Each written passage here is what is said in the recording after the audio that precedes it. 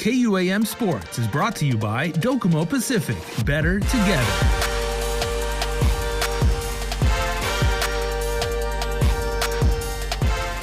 KUAM Sports Weekend Roundup is brought to you by Gatorade.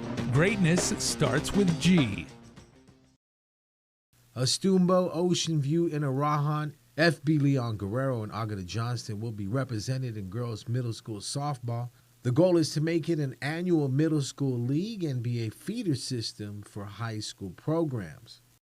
We're very excited for this because this is the first, basically, hopefully annual middle school softball program that'll be running every year in coordination with GDOE and hopefully some of the private schools.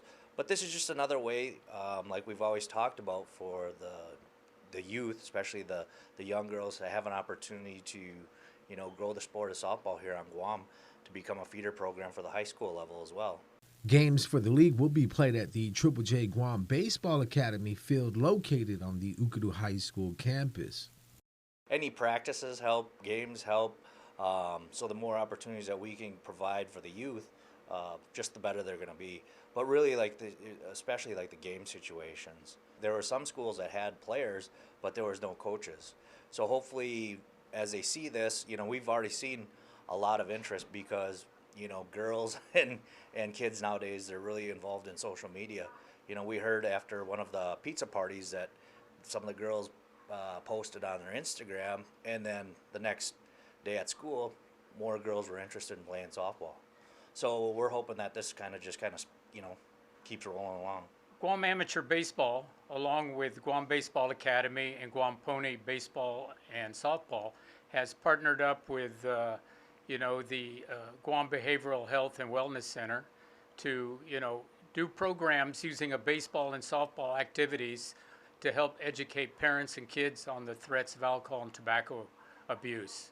So we hope to, in all our leagues and all our programs and initiatives, we always have a prevention component. The Team Guam 16 Under Gold Camp featured the best young players from around the island. E.J. Calvo, head coach of the men's national team, along with other national team coaches and trainers, conducted the camp and tournament. I think the vision behind it was really to just get our development program started for Guam basketball. We've had a lot of success with the senior national teams, especially the men's, and we wanted to just build on that and get all the best players from the same age group and get them under our roof in our gym and kind of work with them and continue to develop them as players so that we can have our eye on them as potential players for our U15 national team, our U17 national team, and our eventually, hopefully senior national teams in the future. Coach Calvo brought back a lot of knowledge from the 94 feet camp from Coach Handy, and they've been exposed to a lot of things that make them uncomfortable. And when we say uncomfortable, it's just them and expanding their game. When you get comfortable, it helps with their growth, and I thought that it did a lot for them. And now, for scrimmaging these next week and a half, it just, we wanted to translate the training into game speed, game situation, and see if they picked up on that. But I think it's a great opportunity for these kids, and hopefully we can provide another gold camp, even for younger kids, moving forward. The best part about having this group here on the same team is that, this is all the best players from their age group. So all of their skills and all of those, attributes that stand out as players for them kind of all come out now that the best players are all on the floor together.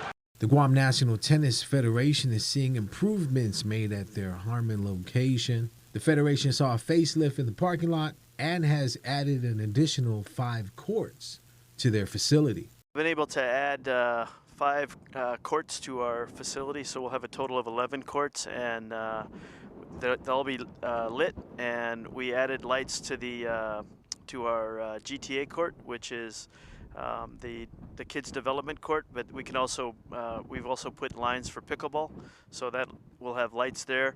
We got a grant from the Lieutenant Governor to pave the parking lot, as well as the railing around the roof. So lots of upgrades since we opened in 2020. We're real happy with the fact that we have the demand to add the courts. For more information, follow them on Instagram at Guam National Tennis Center. Yeah, USTA gave us a award for outstanding facility in 2021, so we're real proud of that. We posted up the sign they gave us.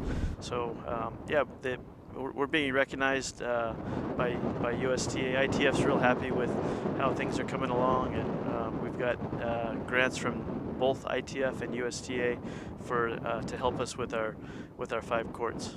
Yeah, we had really good turnout for our international events from players. We did 4 weeks in a row. It was a lot of strain on our volunteers, but the international tennis community really recognized that we were able to pull off the 4 events. We did two grade 4 junior events and 2 men's 25,000 events. And so next year we hope to be able to pull off some professional events again with the additional courts. We might be able to do combined events with men's and women's pro events at the same week. The UOG esports program has a new group of athletes representing the university. Interest was double with the amount of participants who tried out for a roster spot. All student athletes are on hand with community events and internal operations for the esports program. The program has really shown a large amount of growth. Last semester, we had about 25 people interested in trying out for the team. This semester, we fielded more than 50 entrants. The team now consists of 60% of the team is like new players. They're totally new, 10 freshmen. So it's really nice to see players who competed in our community events in the past, high school players, take the next step in their educational journey by coming to college here at the University of Guam, and esports being that pathway and gateway into that college experience for them. Like if I was the players in their position right now, I think it would be a great opportunity, because I wish I had something like this growing up. It's great to see this this organization come to fruition, because it gives the players an avenue, community to thrive in, right? To share their ideals with. So I think that's fantastic. Now to this point, we play against a regional level, and we play against other colleges. We still outreach, and we still have opportunities to play in a local level as well. But we've really now the program has taken off to a point where we're starting to look in the Asian region, Pacific region, and looking to play against even more international opponents. This semester, we are fielding 3 teams for intercollegiate play under the NACE banner. That's the National Association of Collegiate Esports. They'll challenge some of the best D1 schools across the nation. We have high standards this semester. The first semester, we were kind of just feeling the competition and seeing where we would fit. Now we're looking for the championship for at least one of the titles, Super Smash Bros. Ultimate. We think we have a good chance of finishing in the top 8 of schools in the nation. We finished top 14 last semester. KUAM Sports Weekend Roundup is brought to you by Gatorade. Greatness starts with G. KUAM Sports is brought to you by Docomo Pacific. Better together.